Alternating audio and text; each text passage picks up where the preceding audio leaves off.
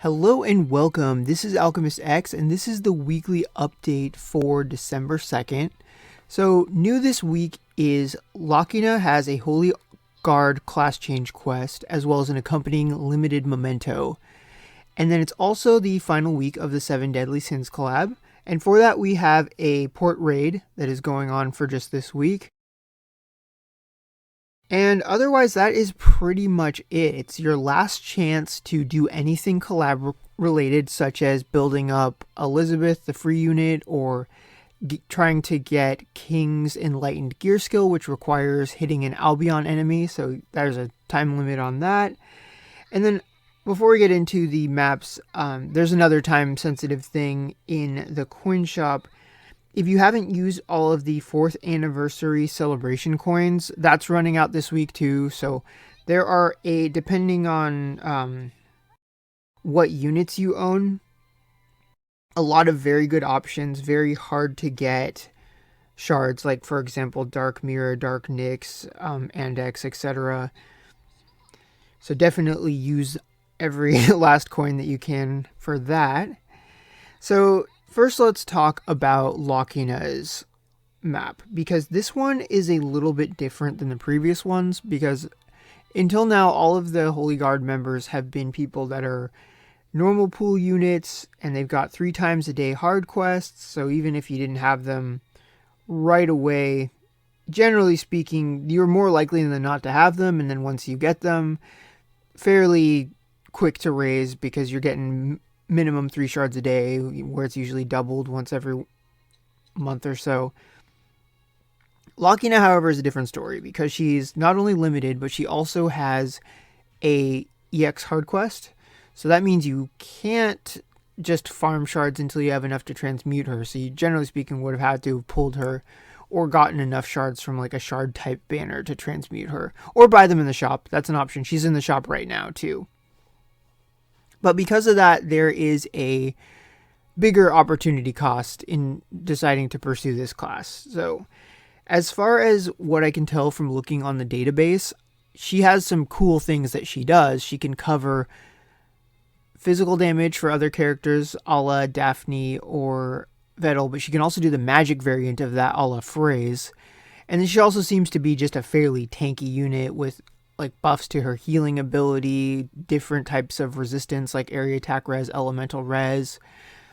And then she's got just some base utility as far as having the Chronomancer as one of her jobs. So you could run her as just a dark elemented Chronomancer, which is an incredibly rare thing just in its general existence.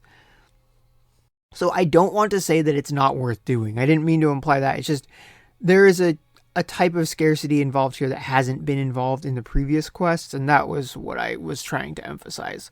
Like for me personally, I have a decent chunk of her shards. I've never really raised her.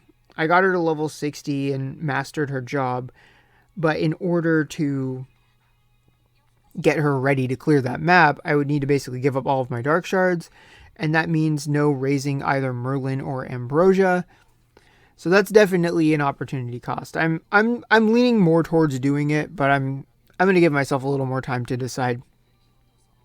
Cuz shards, it's not a permanent thing. You get a pretty steady supply of rainbow shards, and then they come in through like fairly consistently. So it's just really a matter of like time gating. Like, do I want to be able to use Lakina right now, or Ambrosia or Merlin right now? But in the long run, probably have all of them raised. So that is all I have got to say about the content. So now let's go ahead and take a look at the banners. Okay, so here we are at the banners. So in general for this week, I would say that it's an easy skip week for most people, unless you're either after 7 Deadly Sins unit soul shards, or you're after Lakina's memento / maybe Lakina herself. But as far as getting Lakina, I think that just getting her from the shop is better than trying to pull for her via summoning. But the memento, there's only one way you get that. So individually, let's look at the banners. So the first one is a paid summon for units. I think this is bad. There's too many dud options.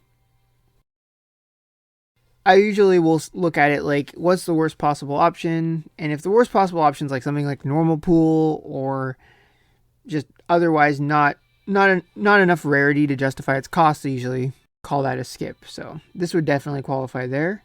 The Memento banner is slightly better, but depends on what you have. Like for me personally, I wouldn't want to do it because I have all of them except for Lakina's Memento. And I don't need more copies of Zion's New Year's Memento. And while an extra limit break of the other ones would be nice, not $30 worth.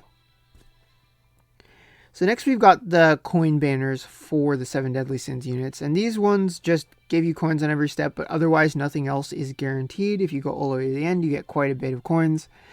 So I don't recommend this as a means of obtaining the units, at least not reliably. However, if you already have the units you want and you want to use these coins to buy shards, then it could be good for you there. So there's a bunch of banners I would just skip. The Louise shop / banners that happened previously have been much better to get these units. So I imagine for most people, if you wanted them, you probably would have jumped on the best opportunities to grab them, depending on which units they were. And then we've got another bad 3-step for Lakina and Torito. If it was just Lakina, it might be worth it depending on where you were shards-wise, like if you were close to transmuting. But because Torito's on it, there's not a use case for it at all. The Berta and Sharon one is slightly better, but it's still a 3-step unlimited, so it still sucks. If you're after Lakina's Memento, then you're going to need to get it from here. And so imagine if you want it, then you're ready to pay the price for it. But not much to say about that otherwise. And then there's also a 9-step with a random group. Well, I guess it's not totally random, but it's close to. And all mementos that appear here are going to be featured, but it's got some normal pool ones like Torito and, well, Gerald's and Natalie's are quite good, but they are still normal pool.